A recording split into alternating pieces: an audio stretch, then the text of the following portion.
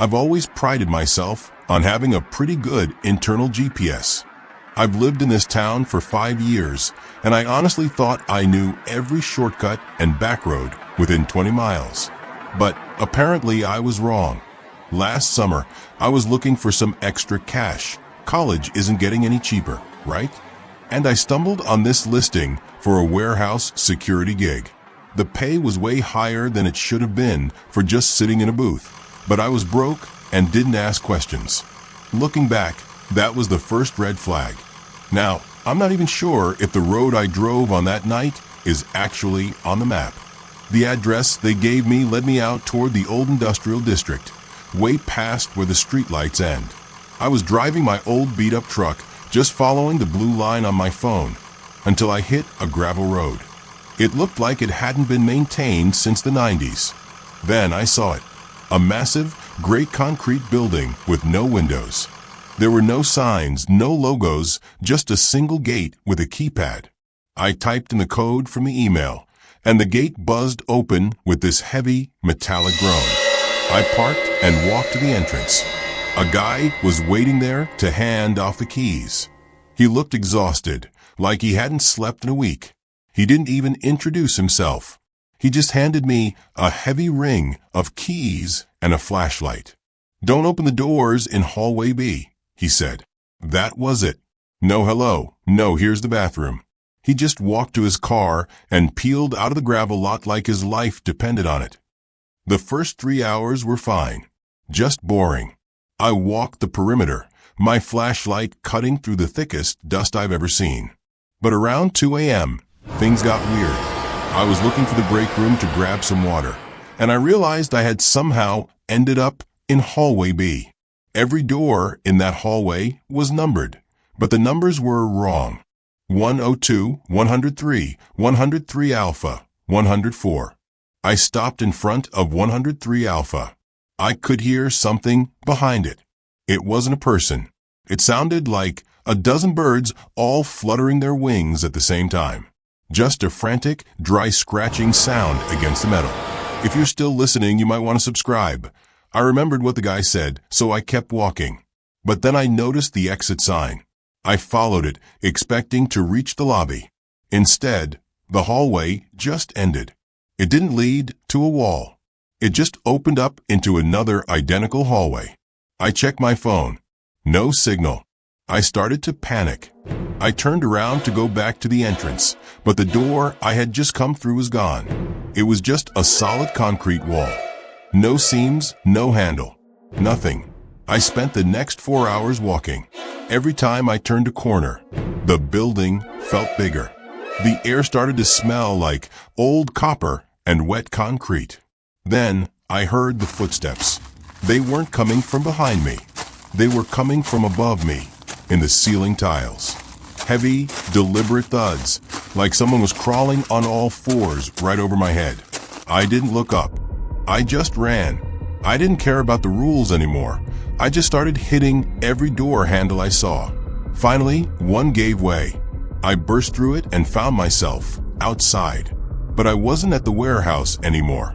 I was standing in the middle of a field, 3 miles away from where I parked my truck. It was 6 a.m. I walked to the nearest gas station and called a cab. When I tried to show the driver where my truck was, we drove up and down that gravel road for an hour. There was no warehouse, no gate, just an empty, overgrown lot with a for sale sign that looked decades old. I still have the keys they gave me. They're sitting in my junk drawer. Sometimes, late at night, I can hear that fluttering sound coming from inside the drawer. You ever notice how some job postings on Craigslist just feel fake? Like the pay is too good, the requirements are basic, and the description is as vague as a horoscope. Usually I just scroll past those. I'm not looking to get my kidneys stolen, you know? But last month I was desperate. My car needed a new transmission and my rent was 2 weeks overdue.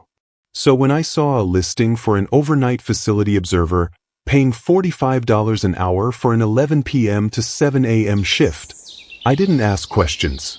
I sent my resume, got an automated email back 10 minutes later telling me to show up that night, and honestly, I was just happy I'd be able to afford groceries again.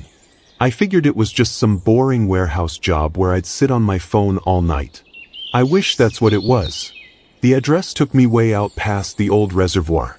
If you've ever driven through that part of the county at night, you know how thick the fog gets. It's that heavy gray mist that makes your high beams reflect right back into your eyes. My GPS was struggling too. The little blue arrow kept spinning in circles, eventually just giving up and telling me I'd arrived when I was still surrounded by nothing but pine trees and darkness. I kept driving for another mile until the trees cleared, and that's when I saw the gate. It was a massive chain-link fence topped with rusted concertina wire. Behind it sat a building that looked like a giant windowless shoebox made of stained concrete. There was no sign, no company name, just a small illuminated keypad at the gate. I checked my email, typed in the code 8004, and watched the gate slide open with a heavy grinding screech that echoed off the trees. I parked my truck in a lot that could have held 100 cars, but it was completely empty. No other staff, no delivery trucks, nothing. Just me and this silent concrete monolith. Waiting by the front door was a guy who looked like he'd been chewed up and spit out by the 9-to-5 grind. He was wearing a generic navy blue uniform, but it was wrinkled, and he had these deep dark circles under his eyes. He didn't smile. He didn't even say, "Hi.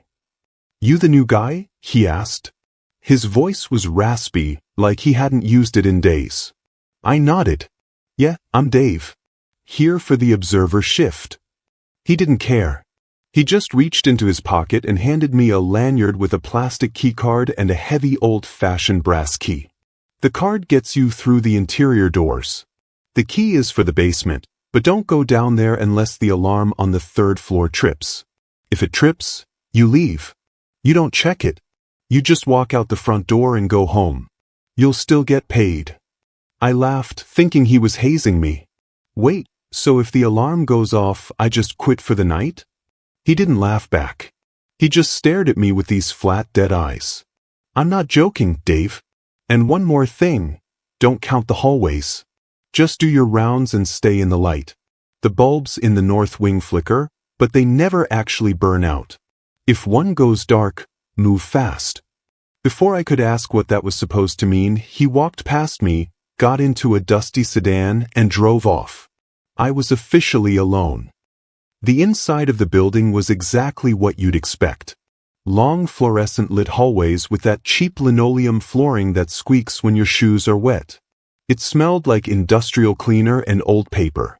My job was simple: walk the 4 floors, scan my badge at the checkpoints, and make sure no unauthorized personnel were on site.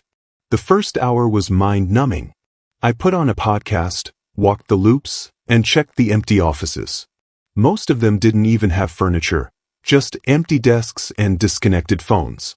It was the kind of place that felt like a movie set. Around 1:30 a.m., I reached the 3rd floor. This was the north wing the guy mentioned. He wasn't lying about the lights. They didn't just flicker, they hummed. It was a low vibrating buzz that I could feel in my teeth.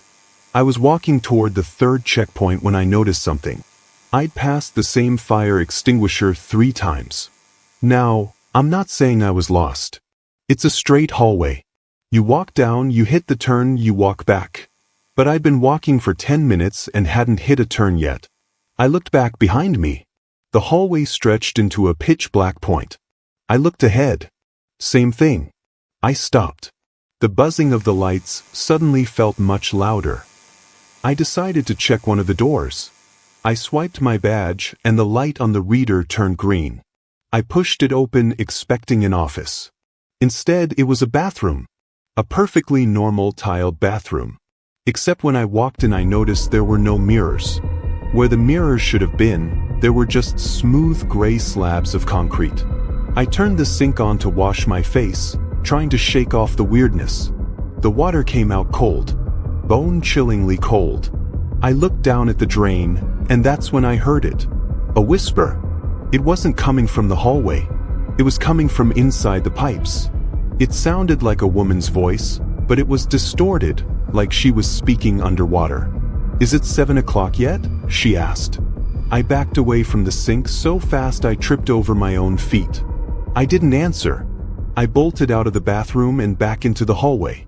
If you're still listening, you might want to subscribe. Every story on this channel is a late-night encounter that stays with you. If you've ever had a job that felt off, leave a comment below. I didn't stay to hear what else the sink had to say. I sprinted back into the hallway, my sneakers screeching against the linoleum. I just wanted to find the stairs and get back to the lobby. But every door I passed was labeled room 000. Every single one. I was about to lose it when a sound sliced through the humming lights. Beep, beep, beep. It was the alarm the guy mentioned. The third-floor alarm. It wasn't loud, but it was sharp, like a smoke detector with a dying battery. I remembered the rules. If it trips, you leave. You don't check it. You just walk out. I scrambled for the stairwell door. I pushed it open and practically fell down the stairs, skipping steps until I hit the ground floor. I burst into the lobby, panting, my heart feeling like it was trying to escape my chest. I reached for the front door handle. It wouldn't budge. I swiped my keycard. Red light. I swiped it again. Red light. The building had locked me in.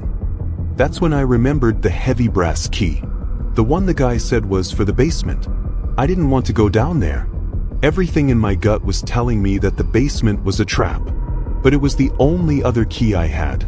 I found the basement door tucked behind the security desk. The brass key fit perfectly. I turned it, the lock clicked, and I pushed the door open. It wasn't a basement. It was a tunnel. A long dirt-walled tunnel that smelled like wet earth and rotting meat. There were no lights here. Just my flashlight beam hitting the damp walls. I looked back at the door I just came through. It was gone. Just a wall of dirt. I had no choice. I walked forward. After what felt like miles, I saw a light at the end. I ran toward it, expecting to see the warehouse exit. Instead, I tripped over a root and tumbled out onto a gravel shoulder. I looked around, disoriented.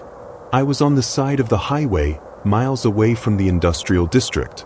My truck was parked right there on the grass, the engine still ticking like I'd just turned it off. I got in, locked the doors, and drove until I hit a diner with people in it. The next day, I tried to go back to find the building to get my paycheck. I drove for 3 hours. I found the reservoir, I found the woods, but the gravel road was gone. The gate was gone. There was just a solid wall of pine trees where the warehouse should have been. I checked my bank account. There was a deposit for $300. The sender's name was just a string of random numbers. I still have that brass key. I keep it in a small safe now.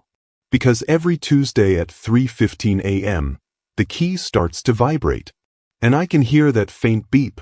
The beep coming from inside the safe.